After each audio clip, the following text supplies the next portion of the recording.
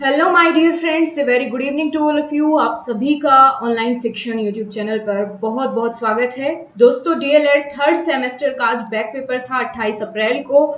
तो आप सभी के लिए शैक्षिक मूल्यांकन और समावेशी शिक्षा दोनों का ही एग्जाम पेपर का रिव्यू करने वाली हूं मैं। तो फटाफट से अपने सभी फ्रेंड्स जिनका भी आज एग्जाम था उन सभी के पास इस वीडियो को शेयर जरूर करें ताकि वो अपना स्कोर मैच कर पाए और देख पाए कितने प्रश्नों का उत्तर आपने सही किया है। साथ साथ इस वीडियो में हम कुछ टिप्स भी जानेंगे कि अपने स्कोर को बढ़ाने के लिए आपको क्या चीजें फॉलो करनी चाहिए।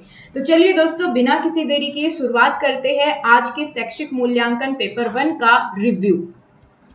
तो ये रहा दोस्तों आपका आज का पेपर थर्ड सेमेस्टर का शैक्षिक मूल्यांकन क्रियात्मक शोध एवं नवाचार। तो चलते हैं पहले प्रश्न पर। सबसे पहले वस्तुनिष्ठ प्रश्नों को हल करेंगे, जिनमें पहला प्रश्न आप देख पा रहे हैं। पूछा गया है, मूल्यांकन एक निरंतर चलने वाली प्रक्रिया है, यह कथन किसका है? ऑप्शन दिए गए थे आपको, कोठारी आयोग, यूजीसी, एनसीईआरटी या मुदालियर आयोग। तो आपका इसमें सही जवाब हो जाएगा दोस्तों एनसीईआरटी। ये यहाँ पर ऑप्शन आपका सही है। कई जगह यहाँ पर कोठारी आयोग भी मिला हुआ है, लेकिन एनसीईआरटी यहाँ पर आपका इसका सही जवाब होगा।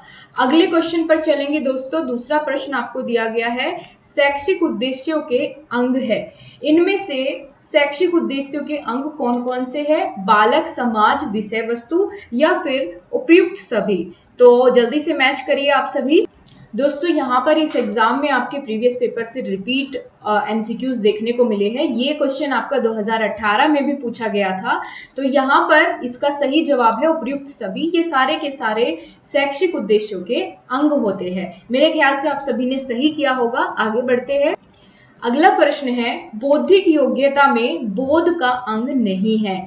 अनुवाद, विवेचना, वाग विस्तार या अनुप्रयोग? जल्दी से अपना प्रश्न का उत्तर बताइए। आपने इसका क्या उत्तर दिया? तो जल्दी से आंसर करिए। और आप तो पेपर को देख के बिल्कुल खुश होने वाले होंगे, क्योंकि प्रीवियस पेपर से बहुत सारे क्वेश्चन आए हैं और ये भी एज इट इज उठ के आया है 2018 के प्रश्न पत्र से। इसका सही जवाब होगा ऑप्शन नंबर डी, अनुप्रयोग। ये बौद्धिक योग्यता के में बोध का अंग नहीं है। चलिए अगले प्रश्न पर चलते हैं। तो यहाँ पर अगला प्रश्न है दोस्तों, रीता ने गणित में 50 अंक प्राप्त किए। 50 अंक प्राप्त करना क्या है? ये मापन है, मूल्यांकन है, परीक्षण है या उपलब्धि है? तो दोस्तों, इस तरीके से अगर किसी के अंक बताए जाते हैं तो ये मापन होता है। और ये क्वेश्चन भी आपका दोस्तों प्रीवियस पेपर से आया है। मैं आपको जब भी कोई तैयारी कराती हूँ सबसे पहले आपको कहती हूँ कि प्रीवियस पेपर को तैयार करके जाइएगा, और जिसने भी किए होंगे उसकी तो यहाँ पर बल्ले बल्ले होने वाली है। अगला क्वेश्चन है दोस्तों, क्रियात्मक शोध का अंतिम चरण होता है, क्या होता है? तो निष्कर्ष, प्रदत्त विश्लेषण, परिकल्पना निर्माण, सांख्यिकीय विश्लेषण। इनमें सही जवाब होगा आपका दोस्तों निष्कर्ष। जिस बच्चे ने ये पेपर भेजा है उसने ये सारे एमसीक्यू बिल्कुल सटीक और सही किए हैं। ऑप्शन ए बिल्कुल सही हो जाएगा दोस्तों। आगे चलते हैं। अगला क्वेश्चन है क्वेश्चन नंबर 6। पूछा गया है, शिक्षण अधिगम प्रक्रिया में नवाचार है, क्या है? अभिकर्मित, टोली अनुदेशन, खुली कक्षा कक्ष या उपयुक्त सभी? तो इनमें से शिक्षण अधिगम प्रक्रिया में नवाचार का बोध कराने वाला कौन सा ऑप्शन होगा? इसमें सही जवाब होगा आपका ऑप्शन नंबर डी, उपयुक्त सभी। क्योंकि अगर हम ये सभी चीजों को अपनाते हैं तो हम कक्षा में शिक्षण अधिगम प्रक्रिया में नवाचार यानी नवीन चीजों को लाते हैं। ठीक है, नयापन लाते हैं। तो ये थे आपके कुछ एमसीक्यू। आगे चलते हैं, अगला क्वेश्चन देखते हैं। पूछा है दोस्तों 7वें प्रश्न में, बचाव निदान का उच्चतम स्तर है, ये कथन किसका है? तो दोस्तों इसका सही जवाब होगा ऑप्शन नंबर डी, रोज का कथन है दोस्तों। ये भी प्रीवियस पेपर से उठ करके आया था। आगे के पेपर के लिए आप लोग गांठ बांध लीजिए। जिसने नहीं देखे थे प्रीवियस पेपर वो जरूर से हर एक साल के पेपर देखना। प्रीवियस पेपर तो आपके बिल्कुल टिप्स पर होने चाहिए, किसका क्या जवाब था। ठीक है, हर एक पेपर में। आगे देखते हैं, अगला क्वेश्चन है, उत्तम प्रशिक्षण की विशेषता नहीं है। उत्तम प्रशिक्षण की विशेषता इनमें से कौन सी नहीं है? वैधता, विश्वसनीयता, वस्तुनिष्ठता या कठोरता? तो दोस्तों उत्तम परीक्षण की ये तीनों विशेषताएं हैं। पूछा था नहीं। अगर क्वेश्चन को पढ़ने में गलती करोगे तो प्रश्न आपका गलत हो जाएगा। तो इसका सही जवाब होगा कठोरता नहीं होनी चाहिए एक उत्तम परीक्षण में। ठीक है, तो यही इसकी विशेषता नहीं है। अगला क्वेश्चन देखो, ब्लूप्रिंट है, प्रश्न पत्र का आधारशिला या शिक्षण की आधारशिला या फिर विद्यालय की आधारशिला या इनमें से कोई नहीं? तो ब्लूप्रिंट हम किसे कहते हैं दोस्तों? जो प्रश्न पत्र की आधारशिला बनाई जाती है दोस्तों प्रश्न पत्र निर्माण करने से पहले हम एक परफॉर्मा बना के तैयार करते हैं, ब्लूप्रिंट बना करके तैयार करते हैं, यानी प्रश्न पत्र की आधारशिला बनाते हैं, उसी को ब्लूप्रिंट कहा जाता है। ऑप्शन ए बिल्कुल सही है। और ये भी दोस्तों आपका प्रीवियस पेपर 2017 में पूछा गया प्रश्न है। अगला क्वेश्चन है, ज्ञान बोध व अनुप्रयोग का संबंध मूल्यांकन के किस पक्ष से होता है? तो ज्ञान आ गया है, ज्ञान बोध अनुप्रयोग, सिर्फ ज्ञान से ही पता चल जाएगा आपको कि ये संज्ञानात्मक पक्ष का क्या होगा, संज्ञानात्मक पक्ष से संबंधित होगा दोस्तों। ठीक है, क्योंकि ज्ञान का प्रयोग हमेशा इसी में आपका होने वाला है, ना तो भावनात्मक में, ना कौशलात्मक में, ना नैतिक पक्ष में। तो ऑप्शन ए इसका बिल्कुल सही है। आगे देखते हैं, ब्लूम टैक्सोनॉमी विकसित हुई किस वर्ष? ब्लूम टैक्सोनॉमी विकसित हुई, इसका आंसर आपने क्या लगाया? ऑप्शन कमेंट बॉक्स में आप जरूर बताएं। इसका सही जवाब होगा दोस्तों ऑप्शन नंबर सी 1956। ये भी आपका प्रीवियस पेपर से ही पूछा गया है।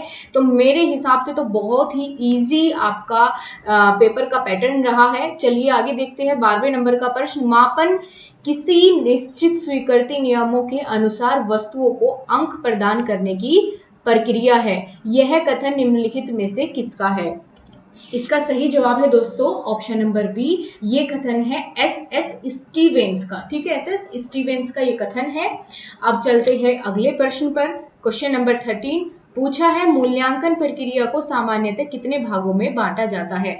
तो मूल्यांकन की प्रक्रिया को सामान्यतः हम, तो यहाँ पर ये बच्चा चूक गया है, यहाँ पर सही जवाब होगा दोस्तों ऑप्शन नंबर बी, यानी 4 भाग होते हैं मूल्यांकन की प्रक्रिया के, जिसमें पहला आता है दोस्तों शिक्षण, दूसरा होता है प्रशासन, फिर निर्देशन और परामर्श कथन। ठीक है, ये इस तरीके से आपके 4 भाग होते हैं मूल्यांकन की प्रक्रिया के। आगे चलते हैं क्वेश्चन नंबर 14, शैक्षिक नवाचार से क्या तात्पर्य है? पहला है अधिगम प्रक्रिया में नवाचार या शिक्षण विधि में नवाचार, उपयुक्त दोनों या कोई नहीं। तो आप सभी इसका सटीक आंसर आपने लगाया होगा, भले ही आपने ये क्वेश्चन कहीं ना भी पढ़ा हो, लेकिन इतना कॉमन सेंस से थोड़ा सही कर लेते हैं। ठीक है, अधिगम प्रक्रिया में और शिक्षण विधि में दोनों में नवाचार करना ही शैक्षिक नवाचार कहलाता है। क्वेश्चन नंबर 15 है, मूल्यांकन अनुरूप है किसके? उद्देश्यों के, परिविधि के, विधि के या फिर सिद्धांतों के? तो यहाँ पर मूल्यांकन अनुरूप होता है दोस्तों विधि के। ठीक है, तो यहाँ पर इसका आपका सही जवाब हो जाएगा ऑप्शन नंबर 3। तो ये तो थे आपके सारे के सारे बहुविकल्पीय प्रश्न। यहाँ पर दोस्तों अति लघु उत्तरों में प्रश्नों में पहला प्रश्न देख रहे हैं, निदानात्मक परीक्षण का प्रमुख उद्देश्य क्या है? तो इसमें आपने अपनी तरफ से जो भी कुछ बना करके लिखा होगा, क्योंकि नोट्स में और जो मैराथन क्लासेस है पूरा पेपर आपका उसी में से फंसा हुआ है। निदानात्मक प्रशिक्षण की अगर बात करें, क्यों करते हैं हम?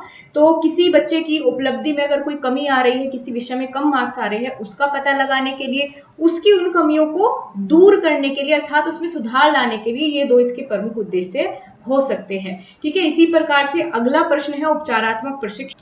उपचारात्मक प्रशिक्षण में दोस्तों छात्रों की जो कमजोरियां होती हैं उनको सुधार करके उसे सिखाना। ठीक है, और क्या हो सकता है उपचारात्मक शिक्षण में?